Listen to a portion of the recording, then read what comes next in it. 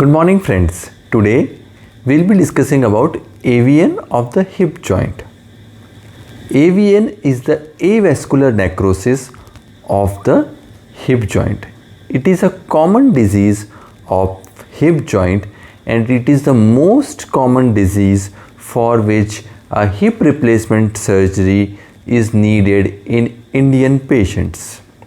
If we talk about AVN, basically it is reduction in the blood supply of the head of the femur, which leads to death and destruction of the cells of the head of the femur, which leads to collapse of the head and later in high grade stages may lead to degenerative arthritis. A AVN of the hip can be caused by many conditions. If we talk about age, the most common age group is between 30 to 50, but it may be seen in higher age groups and even younger age groups as well. It is more common in males as compared to females, and in our experience it is usually 7:3 ratio between males and females. As far as the causes are concerned, broadly it can be divided into traumatic causes and non-traumatic causes. Traumatic causes means the patient has some injury to the hip joint, and the most common injuries which are associated with the AVN of the hip are femoral head fractures, which are approximately 70 to 80% related to the risk of AVN. The basic cervical fractures are at a high risk.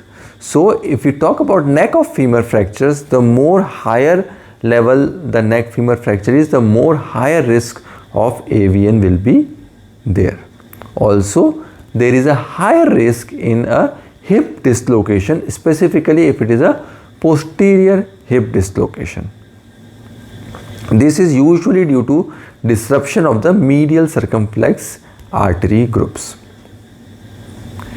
Now coming to the second important reason, and that is non-traumatic. And if we talk about the causes of these, the most common cause that we see in our Indian scenario is alcoholism. Usually it is more common in males, and it is directly proportional to the amount and the duration of the alcohol intake. It has got a long waiting period, and usually there is around 9 to 10 years of chronic alcoholism which is usually associated with this disease to develop.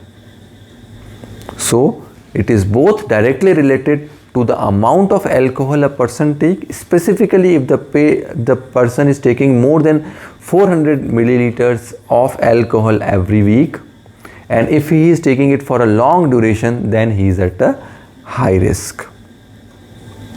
Also, the risk is reversible in the very earlier stages. So if it is grade 1 disease, if we stop alcohol, there is a theoretical chance of reduction and decrease in the severity of disease. The second most common cause is steroid intake. This is a very important cause, and all patients who are taking steroids, approximately 3% to 40% of them are at a high risk or will develop. Approximately 3 to 40% of the patients may develop features of AVN, and the most common site of AVN is a hip joint. Now the risk of developing steroid induced AVN is related to the dose of the steroid which is given to the patient, and if a pulse steroid therapy is given. So if the patient is giving a pulse steroid therapy, the chances of AVN are higher. And if he has been given a higher dose of steroid for a longer duration, the risk is higher. Although it has been documented that even a short course of steroid in a low dose may also lead to AVN, but the chances will be less. For every 10 milligram increase in the risk dose of prednisolone, you will have approximately 4.6 times increase in the risk of AVN. So it is a dose dependent risk which is there. It is particularly high in two subgroups of patients. One is those patients who are suffering from SLE, that is systemic lupus erythematosus, and those patients who are post-renal transplant. In these two subgroups, the chance of steroid-induced AVN are even more higher. Now, the etiology or etiopathogenesis is not very clear, but it is presumed that it is something to do with the lipid metabolism, it is something to do with increase in the lipid levels and sort of a fat emboli which chokes the vessels. Steroid-induced AVN usually appears within an year of the steroid therapy, and it can also regress, as I told you, in an early stage of disease. So if the disease is in early stage like a grade 1 disease, it may regress with time. There are some other conditions which are also associated with increase in risk of AVN. They are radiotherapy which is given to pelvis is also at a high risk. Then there are some other conditions like pancreatitis, diabetes, post-renal transplant, lipid disorders like Gaucher's disease, HIV and AIDS, sickle cell disease. There is very high risk of developing AVN in the hip.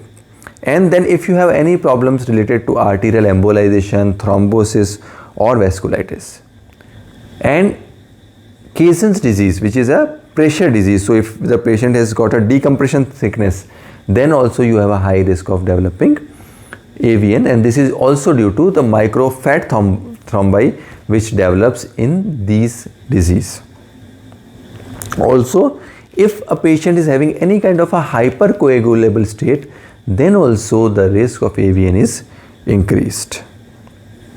Now, many patients ask that if I am on a steroid therapy, do I need to monitor myself for AVN? So, usually we don't monitor all steroid patients for a AVN. Only those patients who come to us with symptoms of hip pain and limp are usually screened with an X-ray and MRI. So asymptomatic patients who are on a steroid therapy need not to be screened for a development of AVN. Occasionally, very occasionally, these patients may have simultaneous lesions in knee joint and shoulder joint. It's not very common, but it may occur. AVN can be bilateral in up to 70 to 80% of patients. So if the patient is suffering from AVN of right hip, he can have AVN of the left hip and the vice versa. Now there are a number of staging systems which are given for AVN. The most common staging system that we follow is a Ficat-Enalet classification, in which grade 0 is a normal X-ray and MRI. In grade 1, the X-ray will be normal, but there will be MRI features suggestive of sclerosis and cystic lesions. Grade 2 will have X-ray features as well.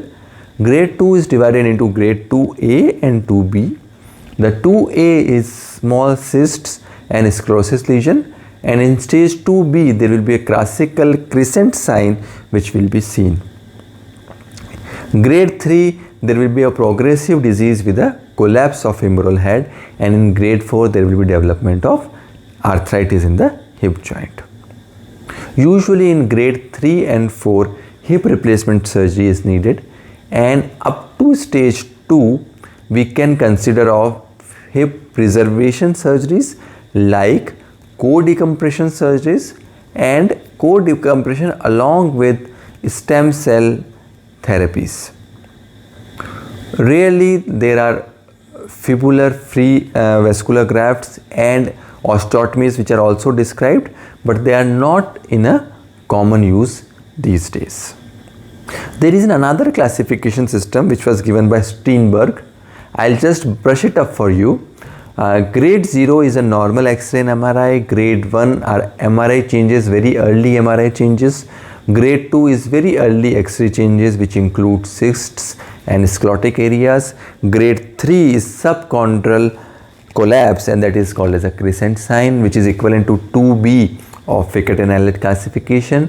Grade 4 is a collapse of femoral head. Grade 5 is a joint space narrowing, and grade 6 is a severe degenerative arthritis. Also, there is a modified Kerbel necrotic angle index which suggests that if the necrotic angle is less than 190 degrees, there is less risk of progression. If it is between 190 degrees to 240 degrees, there is a moderate risk of progression. And if it is more than 240 degrees, if a very large section of femoral head is involved, the risk of progression is very high.